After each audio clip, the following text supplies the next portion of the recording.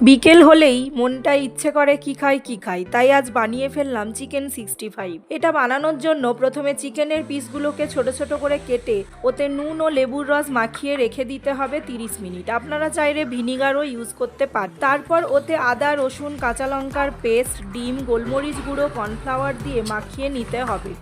এরপর একটি কড়াতে সাদা তেল দিয়ে পকোড়া আকারে ভেজে তুলে নিতে হবে।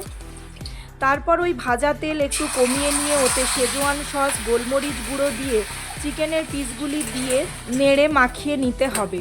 তারপর কড়াতে তেল দিয়ে ভেজানো কাজু ভেজে তুলে নিতে হবে।